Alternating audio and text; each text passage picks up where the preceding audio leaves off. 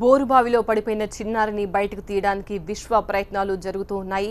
మా ప్రతినిధి ప్రత్యూష సంఘటనా స్థలం వద్దే ఉన్నారు తాజా సమాచారం అందించడానికి.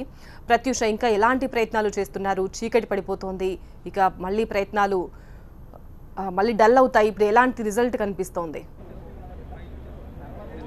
ఎస్ సంధ్య, అసలు ఏ ప్రయత్నం చేయట్లేదు అని అడగండి. చేయాల్సిన అన్ని ప్రయత్నాలు చేస్తున్నారు, కానీ ఏది కూడా సక్సెస్ కావడం లేదు. దాంతో ఇది కాకపోతే ఇంకొకటి, అది కాకపోతే మరొక ప్రయత్నం అంటూ ప్రయత్నాలు మాత్రం కంటిన్యూస్ గా చేస్తానే ఉన్నారు. బట్ ఇప్పటి వరకు రిజల్ట్ మాత్రం మనకు కనబడలేదు. మీరు ఇంతకు ముందు మనం చూసినప్పుడు కొంతవరకు తవ్వి వదిలేశారు, అది ఇప్పుడు ఆల్మోస్ట్ 40 ఫీట్ వరకు తవ్వాలి అని డిసైడ్ అయ్యారు. ఎందుకంటే ఆ మోటార్ ఏదైతే పైకి తీసినప్పుడు పాప ఒక పక్కన చుట్టుపక్కల ఎక్కడైనా ప్రెస్ అయిపోయి ఉండిపోయిందా అన్న ఒక ఆలోచన వచ్చింది. దాంతో ఒక 0.1% అలా జరిగే ఛాన్సెస్ కూడా ఉండడం వల్ల ఇప్పుడు ఈ బోర్వెల్ చుట్టూ కూడా అవుతున్నారు. ఆ 40 ఫీట్ దగ్గర తవ్వి అక్కడి నుంచి లోపలికి ఏదైనా పంపించి అక్కడి నుంచి పాపను తీద్దామని ట్రై చేస్తూ ఉన్నారు.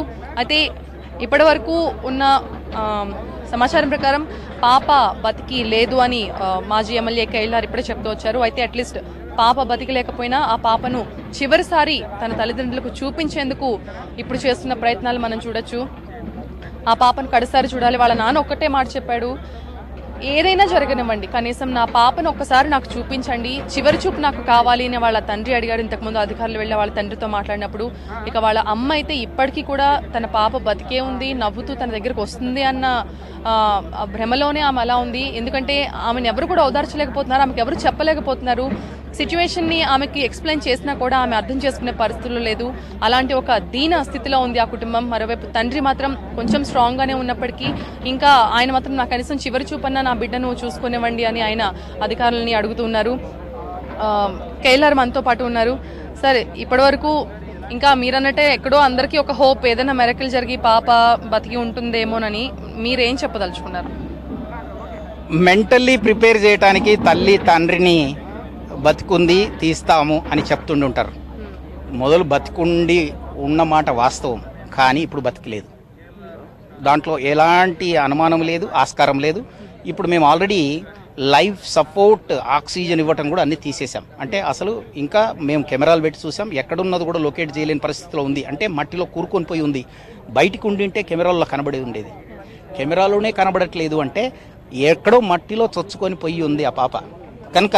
సో అది కూడా పైన 40 ఫీట్లలోనే ఉండే ఆస్కారం ఉంది. అందుకే ఇప్పుడు కలెక్టర్ గారి అధ్యక్షతన ఏదైతే మీటింగ్ అన్ని డిపార్ట్మెంట్లలో కలిసి డిసైడ్ చేసింది ఏమంటే 40 ఫీట్ మాత్రం ఓపెన్ చేస్తాం, తర్వాత ఫ్లష్ అవుట్ చేసి పాపను లొకేట్ చేసి ఫిషింగ్ టూల్స్ తోటి శవాన్ని బయటికి తీయాలని డిసైడ్ చేస్తాం.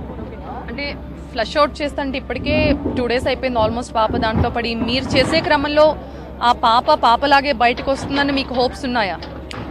మొట్టమొదలు టైం ఎందుకు ఎక్కువ తీసుకున్నారు? పాపకు ఎలాంటి హాని జరగకుండా లైవ్గా బయటికి తీయాలనే ప్రయత్నము అది చాలా స్లోగా చేస్తారు. ఎందుకంటే ఒక చిన్న బండబడిన చిన్న పాప చనిపోయే ప్రమాదం ఉంది కనుక ఎక్కువ సమయం తీసుకున్నా సరే నష్టం జరగకుండా పాపకు బయటికి తీయాలనే ఆలోచనలో ఎక్కువ టైం బట్టి ఉంటుంది. ఇప్పుడు మనకు చనిపోయిందని తెలిసింది కనుక అంతో డ్యామేజ్ అయినా కూడా మనకు నష్టం లేదు కనుక సో ఇప్పుడు మనం ఫాస్టెస్ట్ వేలో నెక్స్ట్ రేపు మార్నింగ్ లోపల ఈ పాపను బయటికి తీసే ఛాన్స్ 100%. మీకు ఆలోచన ఎలా వచ్చిందంటే మీ కంపెనీకి సంబంధించిన ఒక మెషిన్ ఇక్కడ తీసుకొచ్చారు? అంటే నేను ఈ ప్రాంతం వాడిని, తర్వాత ఇది నా సోషల్ రెస్పాన్సిబిలిటీ. 3 ఎక్విప్మెంట్లు తయారు చేసింది నేనే.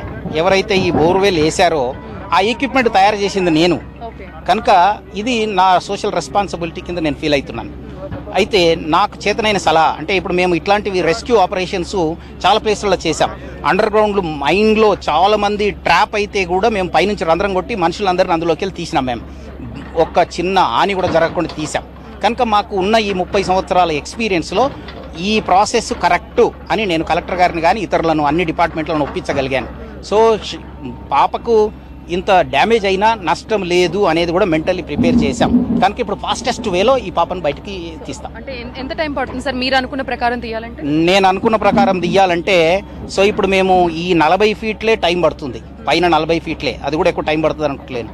కానీ అది అయిపోతే మాత్రం వితిన్ 1 అవర్లోనే ఆ పాపను లొకేట్ చేయగలం.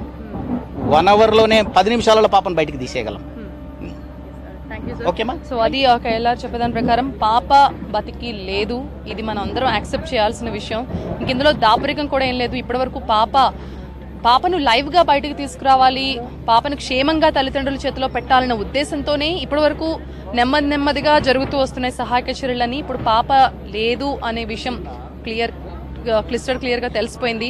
సో ఇక పాప బాడీని బయటకు తీసుకురావడం అంత కష్టం కాదు అని చెప్తున్నారు. ప్రస్తుతానికి 40 feet వరకు అయితే ఖచ్చితంగా తవ్వుతామని చెప్తున్నారు. మీరు చూడొచ్చు ఎక్కడైతే ఆ పాప పడిపోయిందో ఇప్పటి వరకు కింద తవ్వారు. ఇప్పుడు ఆ పాప పడిపోయిన చోటే ఆ బోర్వెల్ ప్రదేశంలోనే ఎందులోంచి అయితే పడిపోయిందో అక్కడే తవ్వకం స్టార్ట్ చేశారు. ఈ ప్రక్రియతో పాపను బయటకు తీయడం ఏమంత సమయం పట్టకపోవచ్చు అంటున్నారు. మేబీ రేపు ఉదయం లేదా రేపు మధ్యాహ్నంకి పాప డెడ్ బాడీని బయటకు తీసే ఛాన్సెస్ కనిపిస్తున్నాయి. ఇప్పటి వరకు అందరూ కూడా ఏదో హోప్తో ఉన్నారు, పాపని ఎట్లాగైనా బయటకు తీసుకొస్తారు, ఆ తల్లి ఒడికి చేర్చుతారు అని. కానీ ఇక ఆ హోప్స్ అన్నీ శూన్యమే.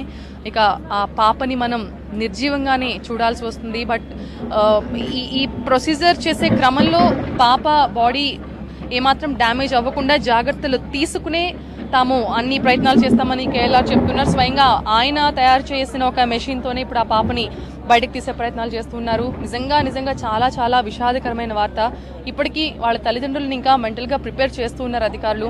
పాప లేదు అనే విషయాన్ని వాళ్ళకి ఎలా చెప్పాలో, వాళ్ళ అమ్మకైతే ఎలా చెప్పాలో ఎవరికి అర్థం కావడం లేదు. వాళ్ళ నాన్న కొంతవరకు ప్రిపేర్డ్గా ఉన్నాడు, కానీ వాళ్ళ అమ్మ మాత్రం ఇప్పటికీ నమ్మలేకపోతుంది తన పాప లేదు అనే విషయాన్ని.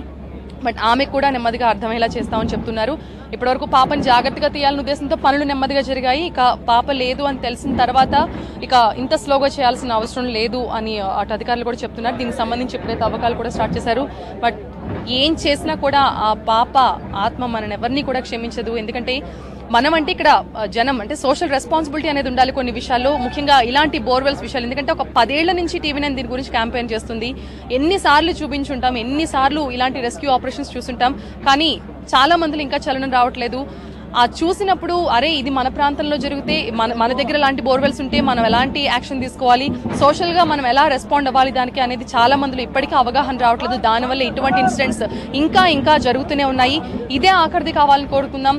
మరో చంటి పాపకు ఇలాంటి కష్టం రాకూడదు, మరో తల్లికి ఇలాంటి కడుపు కోత రాకూడదు. ఇప్పుడు ఆ తల్లిని చూడాలంటే కూడా మాకు భయం వేస్తోంది. అసలు ఆమె ఈ విషయాన్ని ఎలా యాక్సెప్ట్ చేస్తుంది, అసలు పాప లేదు అనే విషయాన్ని చెప్తే ఆమె తట్టుకోగలదా, ఇవన్నీ కూడా ప్రశ్నలే. ఇప్పుడు ఏదేమైనా ఆ చిన్నారిని మాత్రం ఆ దేవుడు తీసుకెళ్ళిపోయాడు. పాపం ఏం చూసిందని ఆ చంటి పిల్ల అప్పుడే అందరినీ వదిలి ఎవరో చేసిన తప్పుకు తను ఇంత దారుణమైన చావు ఎందుకు ఇవ్వాలి దేవుడు అని ఇక్కడ అందరూ కూడా మాట్లాడుకుంటూ ఉన్నారు. బట్ ఆ పాప నిన్న మధ్యాహ్నం లేదా నిన్న సాయంత్రంకే చనిపోయి ఉండొచ్చు అని అధికారులు చెప్తున్నారు. కానీ ఎక్కడో ఉన్న ఒక